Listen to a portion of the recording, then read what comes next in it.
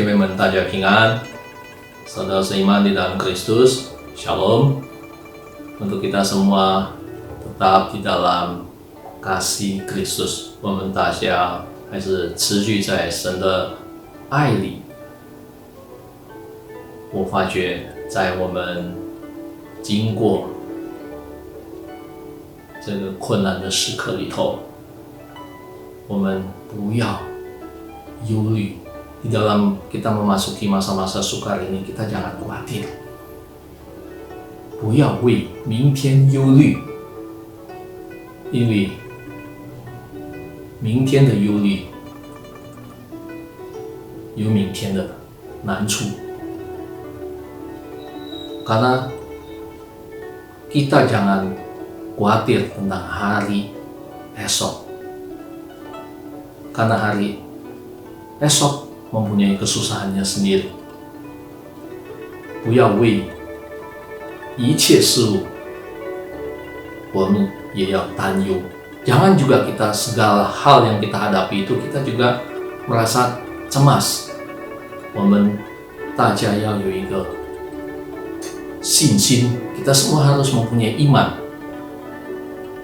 神也教导我们， Tuhan juga ajarkan kita， 我们要好好数算自己的日子，好叫我们留心领受从他而来的智慧。 Tuhan juga ajarkan kita, mengingatkan untuk kita menghitung hari-hari kita ini supaya kita memperoleh hati yang bijaksana. 鼓励我们弟兄姐妹们，我们要保持安静，不要惊慌。 Kita semua harus tetap tenang di dalam hadirat Tuhan, jangan kita panik.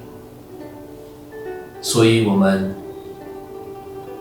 要持续的建立与神的关系， kita terus membangun hubungan kita dengan Tuhan kita， 使我们能够天天能够得着从他而来的指示， supaya kita setiap hari kita memperoleh arahan yang dari Tuhan berikan kepada kita。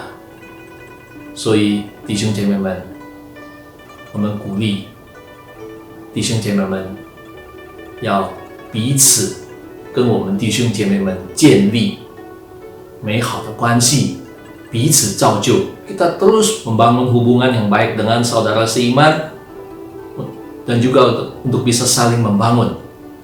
所以我们使用这个时刻，我们还没有进入在神的同在里，我们带着预备的心 sebelum kita memasuki di dalam hadiratnya untuk kita memuji menyembah Allah kita, mari kita persiapkan hati kita。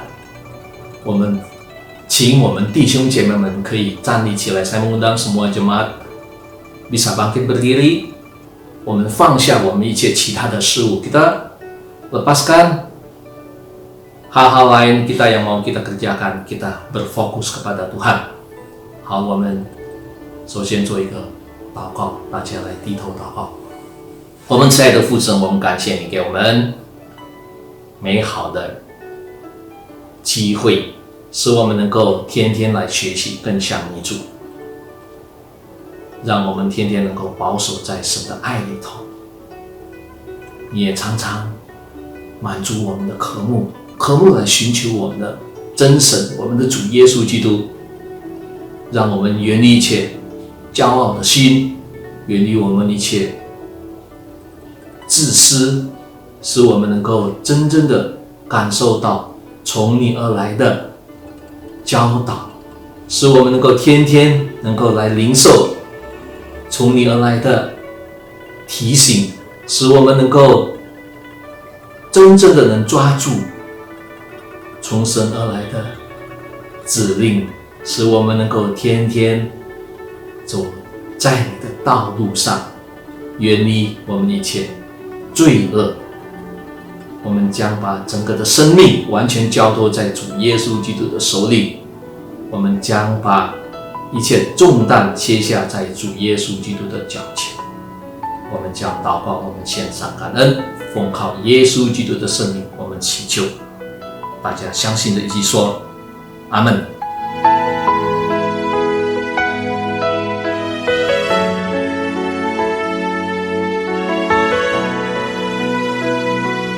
主感谢你创造这土地，以永恒话语赐下无限生命，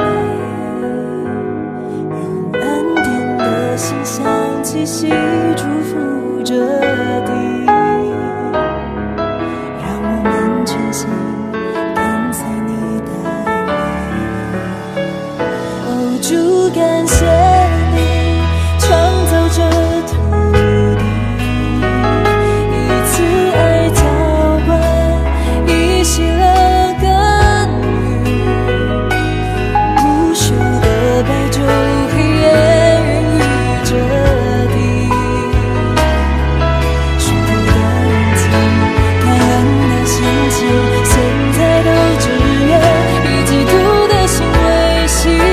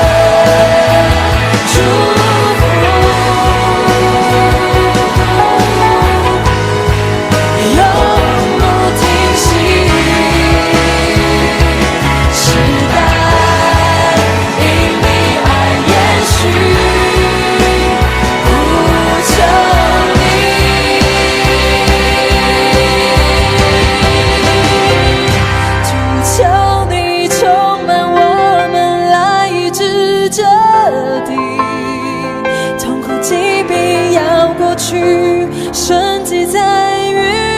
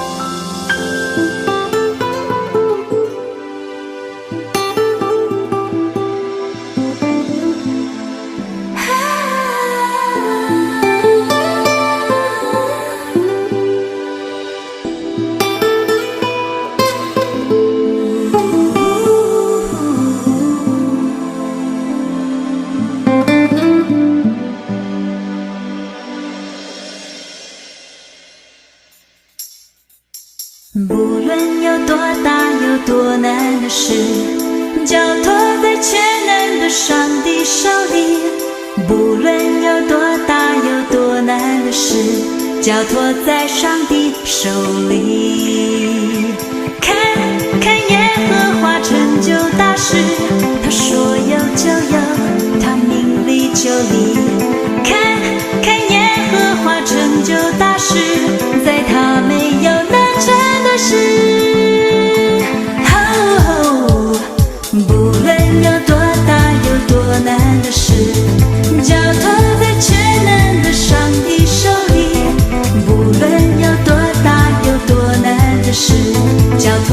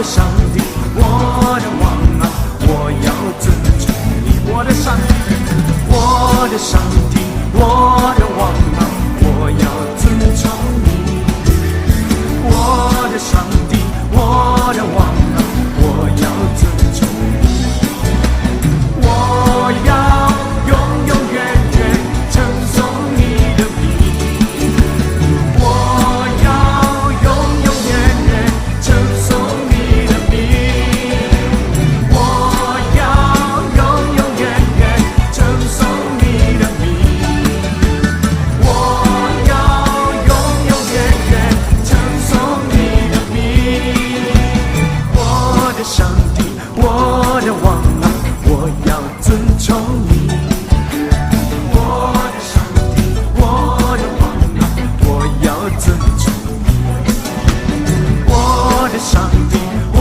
的王啊，我要尊崇你，我的上帝，我的王啊，我要尊崇你，我要永永远远称颂你的名，我要永永远远称颂你的名，我要永永远远称颂你的名，我要永永远远称颂你的名，我的上帝，我的王啊，我要尊崇你，我的上帝，我的王啊，我要尊崇你，我的上帝，我的王啊，我要尊崇你，我的上帝，我的王啊，我要尊崇你，我要永远，我要永永远远称颂你的名，我要永永远远称颂你的名，我要永永远远称颂你的名，我要永永远远称颂你的名，我要永永远远称颂你的名，我要永永远远称颂你的名，称颂你的名，称颂。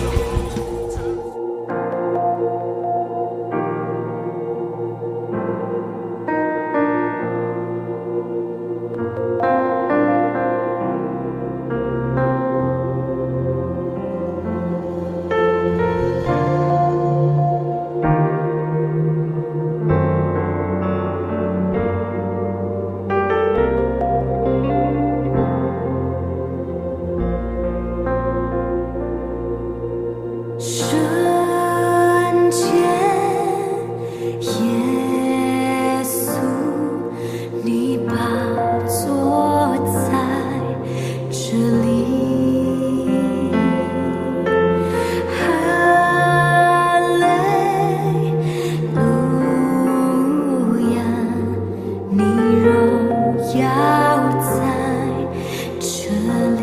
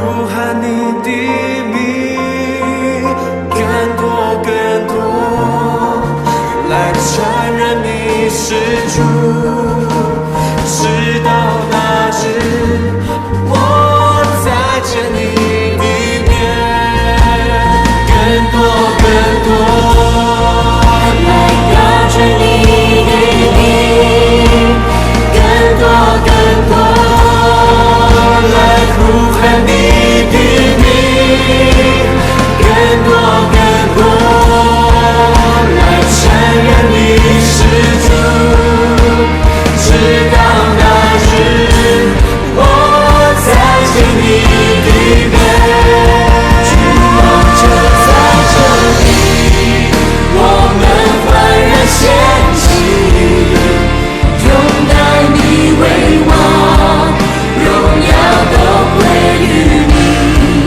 君王就在这里，大能彰显着你，和灿然归于至高神主耶稣，君王就在这里，我们焕然仙境，拥戴你为王，荣耀都归于你，君王就在这里，大能彰显着你，和散的归于至高神主耶稣。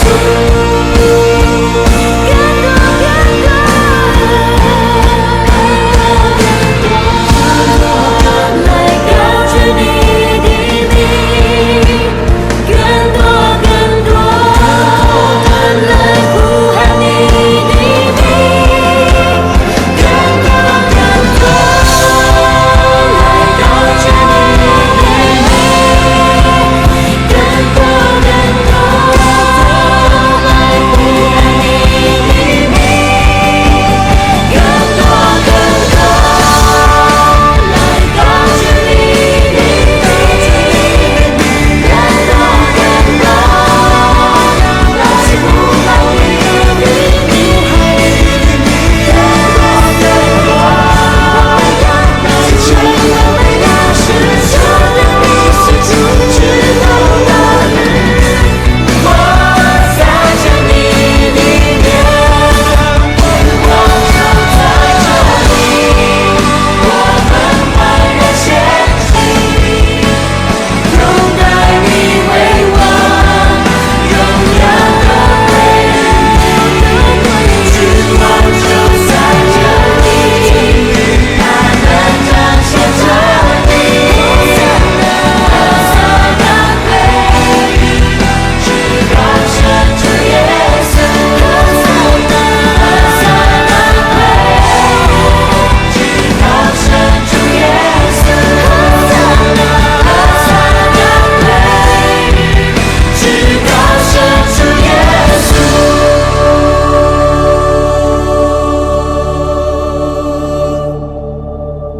圣洁耶稣，你宝座在这里，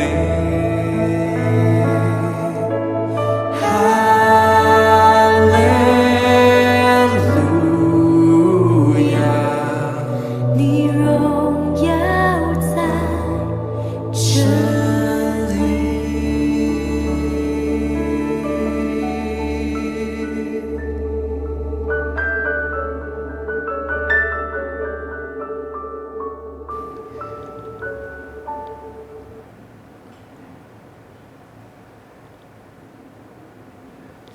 Puji Tuhan, saudara, kita sudah beribadah di keluarga masing-masing.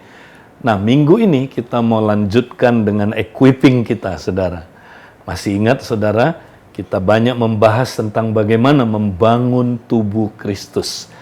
Nah, saudara, keselamatan itu bukan sekedar kita terima Yesus, ya, kemudian kita dosanya sudah ditebus, sudah diampuni, puji Tuhan, kita dapat tiket masuk surga, lalu kita menunggu kedatangan Tuhan dan tidak melakukan apa-apa. Saudara, itu bukan orang yang diselamatkan.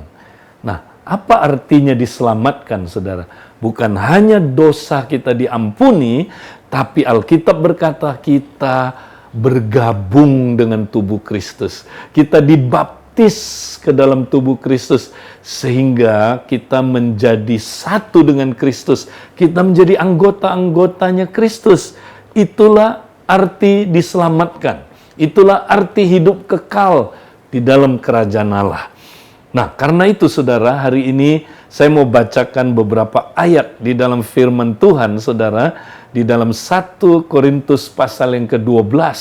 Kita akan baca ayat yang ke-12 sampai ayat 13 dulu. Karena sama seperti tubuh itu satu dan anggota-anggotanya banyak, dan segala anggota itu sekalipun banyak, merupakan satu tubuh, demikian pula Kristus.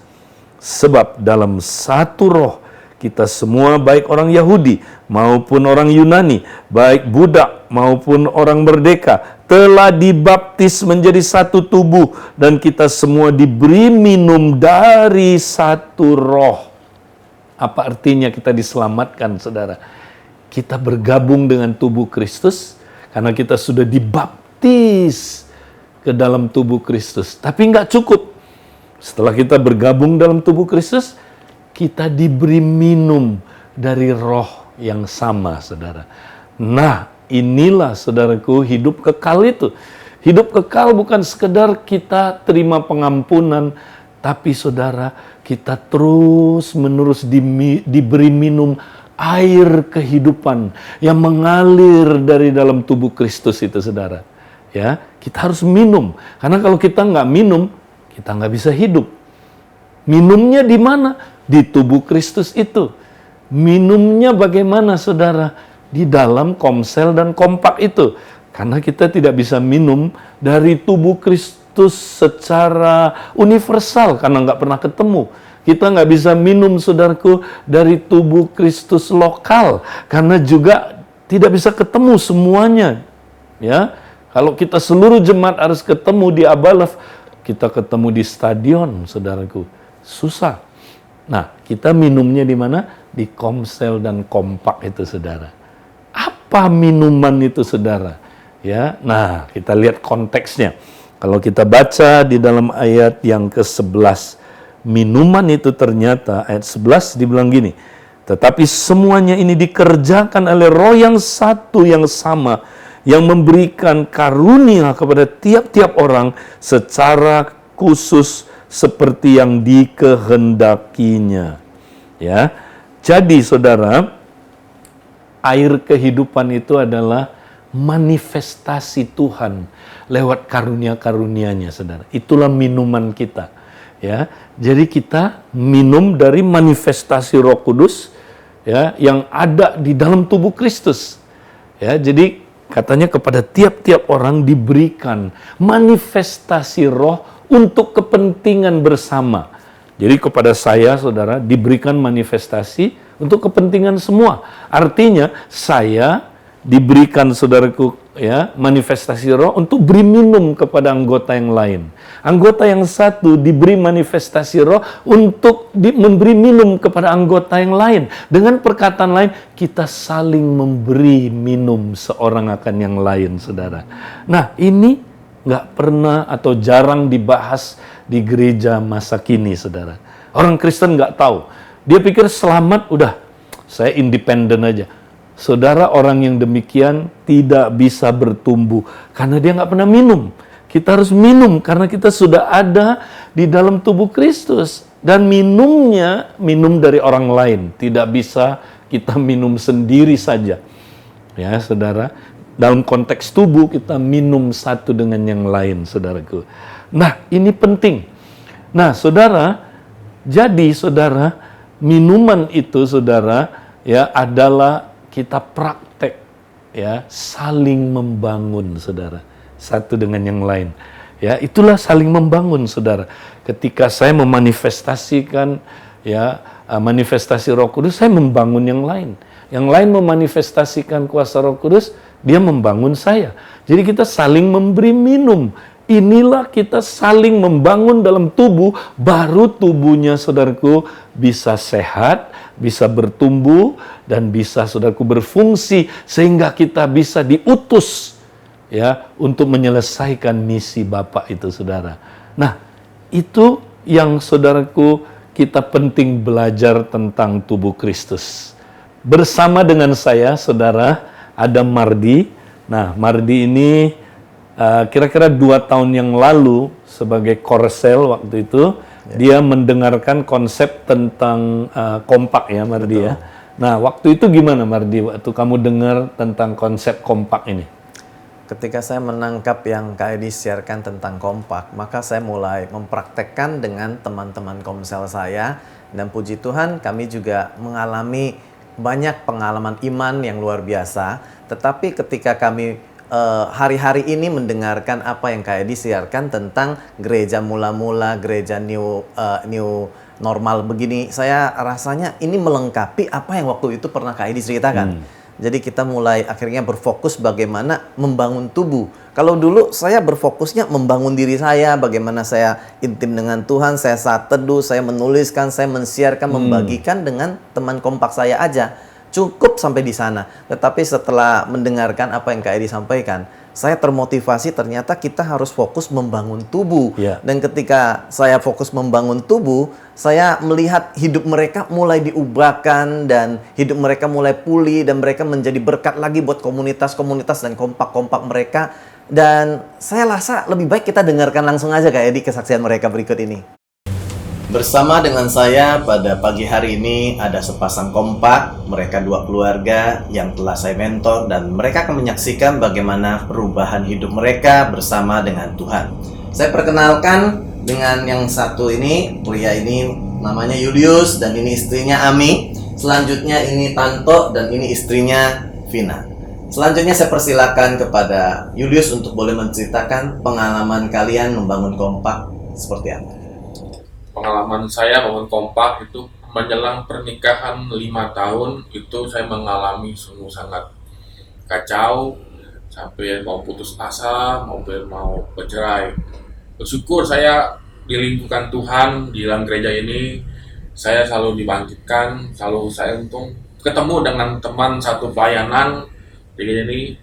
Saya menceritakan apa yang terjadi di keluarga saya, apa yang saya lakukan selalu salah di mata istri saya, apa yang saya katakan selalu salah. Kan kami sering konflik gitu di keluarga kami itu.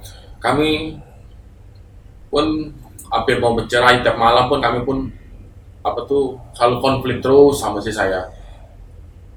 Dan saya bersyukur saya ketemu dengan Indrawan dan ceritakan tentang masalah keluarga kami, dan saya pun minta tolong Indrawan, tolong ini masalah saya ini mau gimana enaknya Wan, saya butuh mentor gitu. Nah Indrawan pun cerita, saya pun ada mentor ya, dan saya pun pengen ketemu dengan namanya Komadi gitu. Saya akhirnya ngatur waktu sama Indrawan, sama Komadi juga untuk janjian, tapi saya tidak memberitahu istri saya diam-diam karena saya pengen keluarga saya itu pulih gitu, bukan tambah hancur, karena saya pengen tahu istri saya ini perlu diobati, bukan ditinggalkan. Dan akhirnya kita waktu kita pun ketemu dengan Komadi.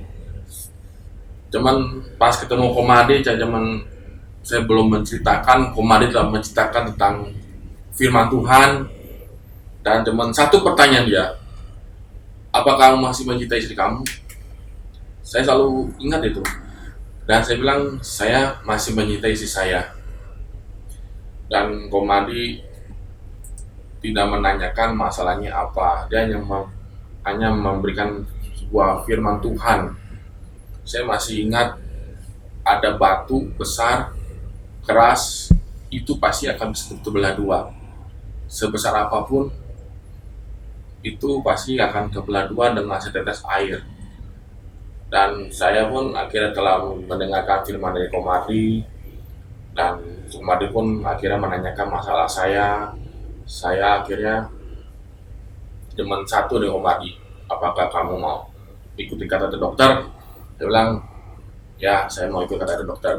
Resepnya cuma satu, kamu harus belajar kata-kata I love you, say I love you. Dalam pikiran kita, seorang pria itu manusia apa tuh, lagi masalah begini, lu ngomong I love you. Lu mau tuh ya, kita dicaci maki sama istri kita. Ya, lalu waduh gimana nih Komadi kita ngomong saya love you sama istri, sedangkan istri kita ngomong aja salah, nggak ngomong salah. Akhirnya saya berikan, kamu berani gak? Ya saya berani mengatakan I love you ke istri saya setiap pagi, siang, malam. Dan pas kita mau satu pulang, Komadi berpesan sama saya, coba ajak berdoa istri kamu. Aduh, kata saya, ajak doa, gimana lagi konflik, ajak doa, ada juga lu saling numpat apa? Makanya itu saya cobalah belajar ya kan. Habis saya pulang, saya ajak istri saya, malam hari, kita doa malam yuk. Mau ngapain doa malam? Doa sendiri aja udah. Lalu aduh, tapi saya ingat kata Komadi, kita laki-laki itu harus sabar, harus pukul salib. Apapun yang terjadi pun kita tuh harus kuat, kita harus sabar. Kalau kita mencintai istri kamu tuh harus sabar. Saya pun ngikuti kata-kata Komadi, saya selalu kontak sama Komadi, kok komen malam nih, dia nggak mau ikut doa malam, nggak apa-apa, ya. Besok kamu ngajak lagi. Adi ini udah belum rasa pagi hari ini? Sudah kok. Nah, malam balasnya apa? Balasnya, aduh, apa-apa nih saya love you. Nggak biasa-biasanya lu ya. Tapi saya terus sampai 3 hari aja. Akhirnya istri saya ada perubahan. Hari kedua saya ajak doa malam, istri saya pun ikuti doa malam. Tapi selama perjalanannya 3 bulan saya mengikuti resep Komadi, kamu ikut doa malam, saat teduh. Tapi saya puji Tuhan, saya merasakan perubahan istri saya itu sangat berubah jauh. Dia begitu sabar, begitu tenang, dan kayak dulu lagi emosi jiwa. Ya, selanjutnya Ami mungkin bisa tambahkan. Iya, awal mula kami konflik, kami tidak tahu tepatnya kapan sudah bermasalah rumah tangga kami. Dari pranikah, saya diingatkan lagi kemarin, dari kami pranikah emang ada satu masalah keluarga yang emang kami sulit untuk kompromi. Nah, tapi tetap kami jalanin pernikahan itu sampai masuk tahun ke-5, saya sudah tidak kuat lagi. Saya merasa rumah tangga saya sudah tidak ada pertolongan lagi deh gitu. Saya sendiri minta tolong sama Tuhan, berdoa sendiri gitu. Ternyata kok kayaknya nggak dijawab sama Tuhan gitu. Saya selalu menghakimi suami saya sendiri, saya menyakitin dia, saya marah-marah, saya hujat dia, bahkan ada berapa kali saya sampai main tangan. Karena saya udah gak kuat gitu. Harapan saya, kamu harus cerain saya gitu.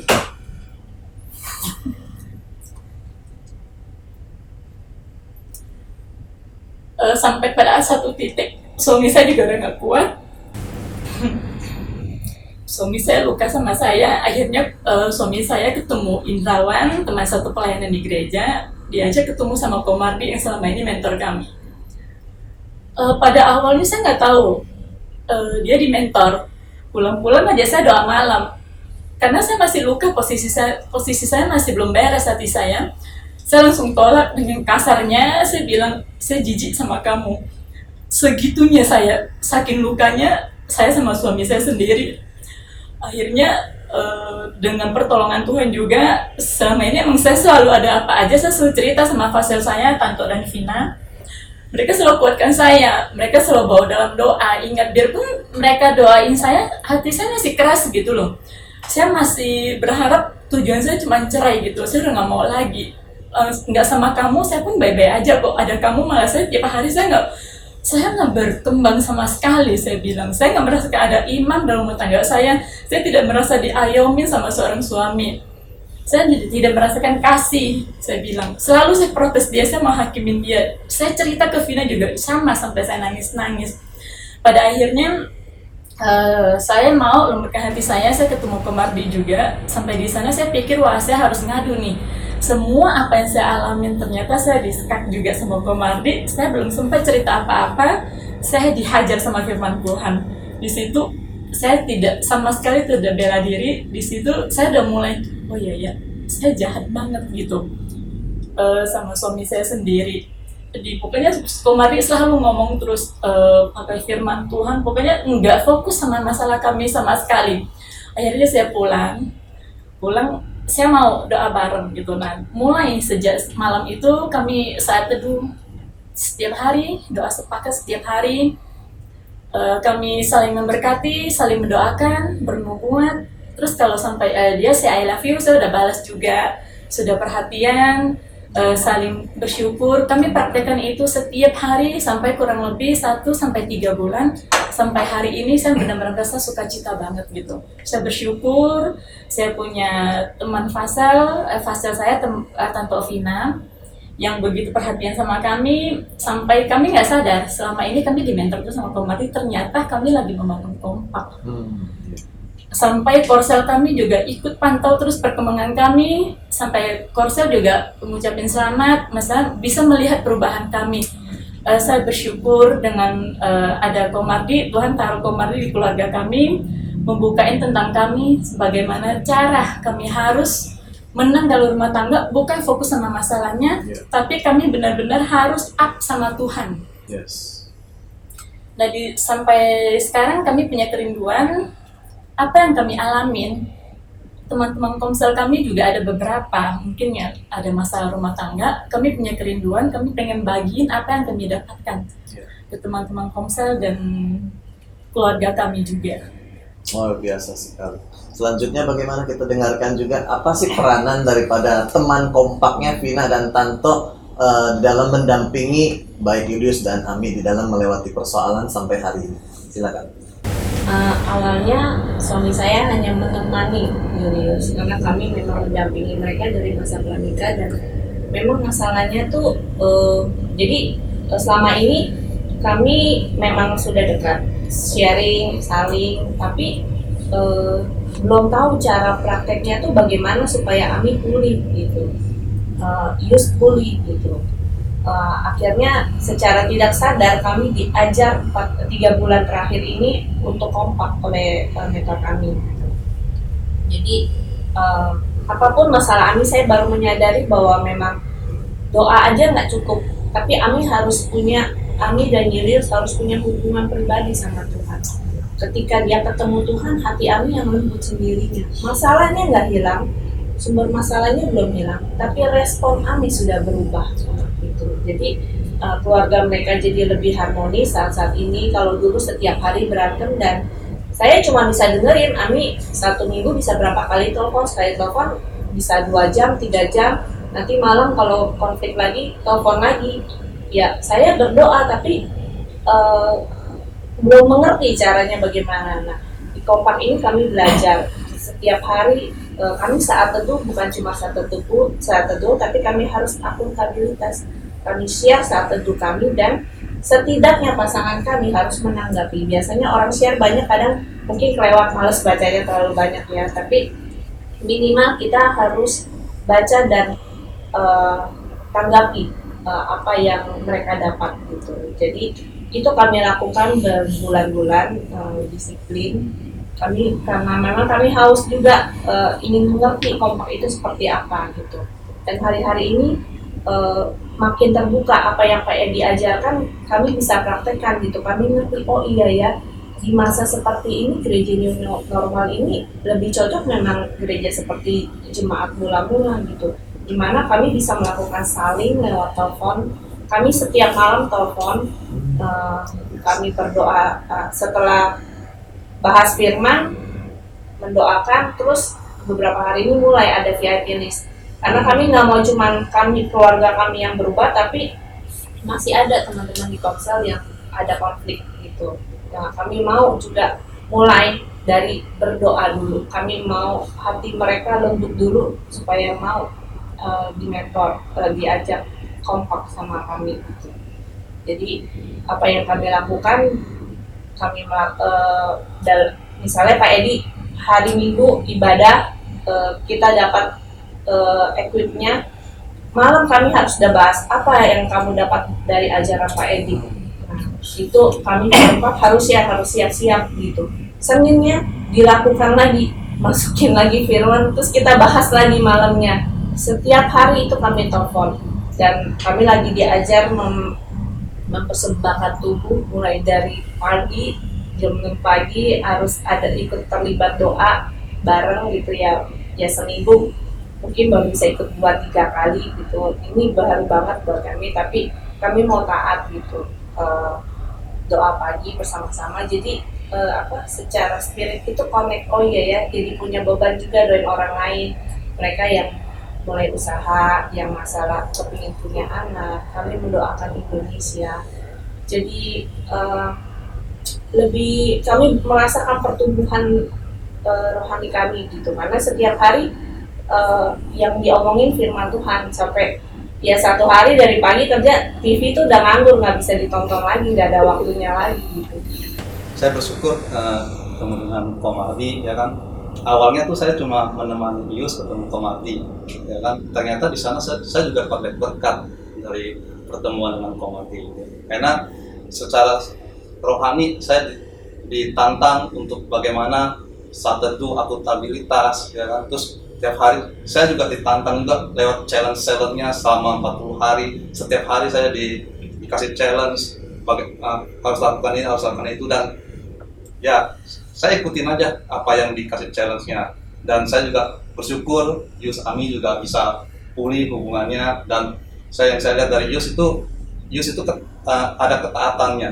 Dia taat, apapun yang dikasih resep dari Komati dia lakukan, dia minum obatnya dan dia lakukan. Saya bersyukur, dan lewat apa yang saya dapatkan juga saya mulai membangun, saya mau membagi ke teman-teman pasel lain, ya kan, ke teman-teman komsel kami. Apa yang saya dapatkan dari Komardi saya bagikan ke teman-teman komsel saya yang mengajak, ya kan. Mungkin belum ada yang belum merespon, tapi sudah ada beberapa yang sudah merespon, dan saya bersyukur. Jadi di grup WA kami ini, di tengah-tengah new normal ini kita nggak bisa ketemu, tapi lewat online ini kami bisa saling membagikan di grup WA. Dan saya lihat respon teman-teman dari Komsel, teman-teman pasar itu antusias sekali. Saya sungguh-sungguh sangat diberkati dengan gaya kompak seperti ini. Boleh ceritakan sedikit Komselnya kemarin, bagaimana dampak sama teman-teman Komsel setelah kalian membagikan apa yang kalian alami? Bagaimana yang semalam Komsel kalian ceritakan ada banyak kesembuhan terjadi, bagaimana? Ya, selama masa PSBB ini kan kami jadi lebih banyak waktu untuk ketemu firman Tuhan. Jadi kami diajar untuk merenungkan firman, cara yang sama kami lempar ke Komsel. Teman-teman, ini bahannya, nanti kita sharing ya. Nah, mereka mulai, ya kan. Jadi karena kami lebih sehati gitu, kami juga praktekin doa setiap hari bersama keluarga. Kami nggak bolong saat teduh, kami lakukan setiap hari, dan itu berefek ternyata. Dalam Komsel pun secara tidak sadar semalam baru diingatkan, oh iya ya, ada anak Komsel 2 minggu yang lalu cerita mamanya sakit. Kita doa sama-sama aja di Komsel, cuma doa. Besok pagi sakit gulanya tinggi, besok pagi agak siangan dibilang tes gulanya udah turun jauh gitu. Wow. Wah, terus minggu lalu juga sharing, tolong doakan papa saya levernya bengkak gitu, mau dites gitu, takut pasang apa gitu. Akhirnya kita doakan sama-sama. Rabu kemarin dikonfirmasi, terima kasih teman-teman, ini dari gereja luar tapi memang udah program tanda di Komsel kami lama. Dia bilang terima kasih, setelah dites hasilnya ternyata virusnya hanya sedikit dan bisa diobati dengan obat. Jadi levernya itu nggak bengkak gitu. Jadi ya saya baru merasakan, oh iya ya, luar biasa ya. Saya percaya karena itu kuasa firman Tuhan gitu.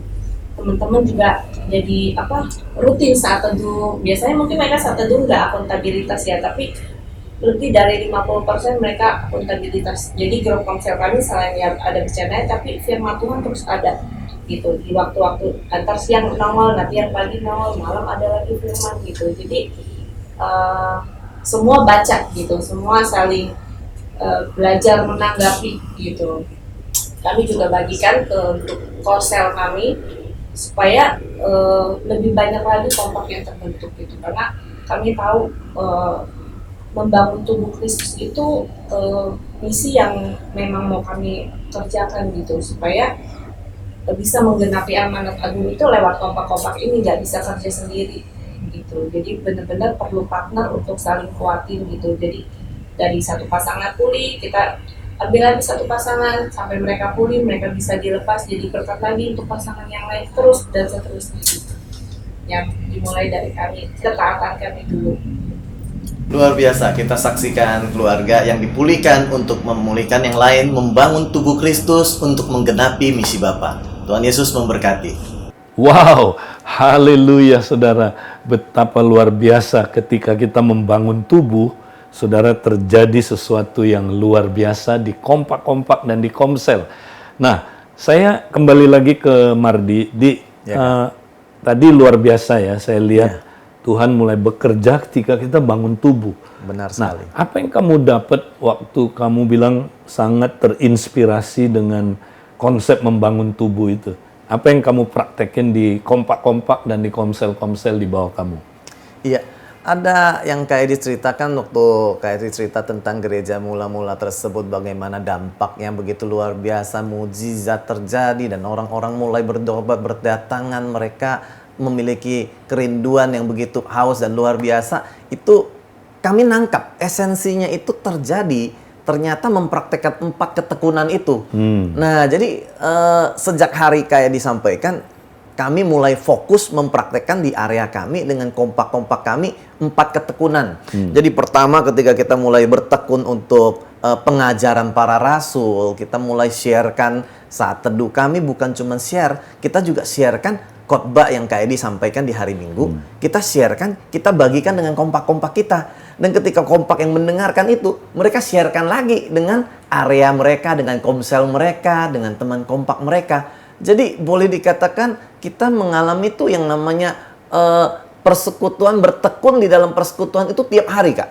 Jadi hampir tiap hari kita tuh diskusi. Tiap hari kita diskusi dan kita bagikan. Jadi itu menyebar. Itu kayak gaya hidup ya, bukan sekedar betul. Program ya, tapi gaya hidup. Ya. Betul, Kak. Karena itu menjadi jawaban bagi kita, karena selama ini fokus kita hanya diri sendiri. Jadi ketika menangkap ternyata esensi untuk kita mengalami lebih dari untuk bangun diri, tapi bangun tubuh Kristus, dan begitu banyak tanda-tanda yang mengikuti itu, kami mulai ngalamin hari-hari ini. Jadi ketika, ya luar biasa, Kak. Jadi tadi ketika kita mulai praktekin untuk kita pengajaran rasul, kita mulai bertekun untuk bersekutu, kita juga mulai namanya bertekun di dalam. Bahkan saya dengar katanya kamu juga praktekin prinsip kayak perjamuan kudus, perjamuan kasih itu di doa pagi ya. Oh iya, Kak. Coba ceritain gimana ya. Jadi sebenarnya doa pagi itu memang dicanangkan sama gereja, sama Korta, sama Korwil dan Korta, untuk kita adain doa pagi 3 bulan yang lalu ketika PSBB. Jadi ketika kita lakukan itu, kita mulai ngalamin perjumpaan Tuhan. Tetapi ketika kayak di-sharekan tentang gereja new normal ini, kita nangkep esensinya bukan sekedar doa biasa, tetapi kita perlu ngalamin encounter dengan Tuhan. Kita perlu yang namanya mengalami perjamuan kasih, perjamuan kudus. Kami mulai nangkep dan esensinya kami perlu memberi hidup, memberi persembahan sejati tubuh kami, pengorbanan untuk benar-benar berjumpa Tuhan, dan kami benar-benar perlu rekonsiliasi, perlu menguji hati sebelum kita menjadi imam. Jadi ketika kami mulai setiap ibadah, kami setiap kali doa bersama, kami mengalami nyembah Tuhan, dan kami mulai mengaku dosa, saling mengaku dosa, dan saling juga menguji hati. Kalau ada dosa, kita rekonsiliasi, kita bertobat setiap pagi itu, Kak. Jadi ketika kita lakukan itu, kadang-kadang kita kemarin ini kita sampai menangis ketika lagi nyembah Tuhan. Kita belum mendoakan yang lain, baru nyembah dan kita udah mulai dilawat Tuhan. Kita mulai menangis, kita merasakan begitu berharganya penebusan hidup Tuhan atas hidup kami. Kami merasakan jamahan Tuhan pulihkan kami, dan kami memiliki keintiman, kepekaan roh untuk ketika kami mendoakan teman-teman yang lain. Ada yang mulai bernubuat, ada yang dapetin ayat, dan ayat tersebut dikonfirm beberapa orang yang mendapatkan hal yang sama. Jadi ketika itu kita lakukan doa pagi itu mulai dari fasel dan cuma 3-4 orang, sekarang mulai bertambah sampai udah 20-an partisipan. Tiap pagi itu ya? Tiap pagi, setiap hari. Dan yang hadir ikut doa bisa sampai 30-40 orang. Dan kita semua, setiap kita setelah itu kita juga saling mendoakan satu persatu. Jadi satu persatu kita nubuatin dan saling mendua-buatin. Kita ngalamin itu dan tidak ada satu partisipan pun yang keluar.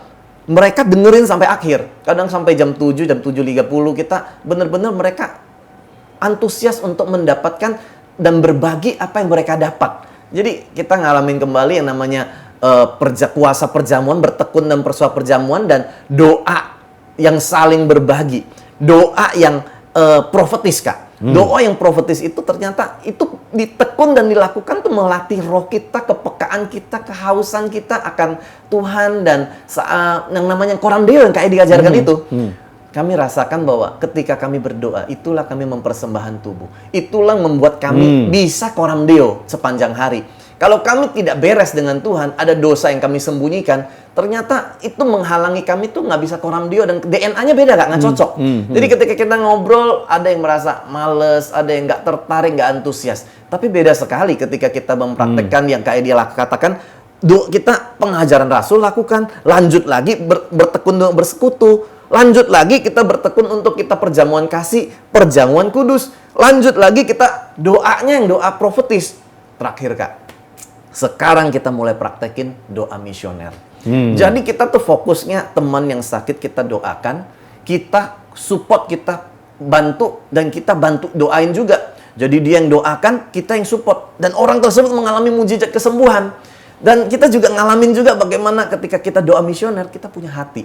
Jadi teman-teman kompak yang hari Minggu dengerin khotbah Kak Edi, mereka mulai sharekan apa yang mereka dapat ke kompak mereka, komsel mereka, bahkan mereka mendoakan, Kak. Mereka mendoakan orang-orang yang pengen mereka jangkau. Orang-orang yang udah lama nggak ikut komsel. Orang-orang yang selama ini mereka lihat ada di komsel tetapi nggak menjadi kompak. Mereka mulai, ayo rangkul, doain dia. Dan bahkan hampir tiap hari mulai kontak. Dan mereka suka, Kak, foto, kirim kasih kita. Wah, kita udah lakukan kompak. Jadi itu sangat memotivasi kami. Jadi teman-teman yang lain juga mulai melakukan. Setiap kali kompak mereka selfie, foto, kirim. Dan sangat memberkati kita, Kak. Iya. Wow, thank you. Di kesaksian yang luar biasa. Ya. Dan saya doakan supaya ini terus jadi kegerakan, ya. Bisa, Kak. Amin, Pasti, Kak. amin. Amin. Thank you, Kak. Ya, saya juga ingin bersaksi, ya, sejak saya dibukakan Tuhan tentang membangun tubuh ini. Nah, saya mentor beberapa kompak-kompak. Nah, saya mau cerita satu kompak yang saya mentor. Ya, kompak ini mulai memenangkan jiwa baru. Ada satu jiwa baru ini parah sekali hidupnya, ya. Dia suka mabuk, suka merokok, ya, suka nonton pornografi, hidupnya berantakan, ya, pokoknya dia kayak preman gitu.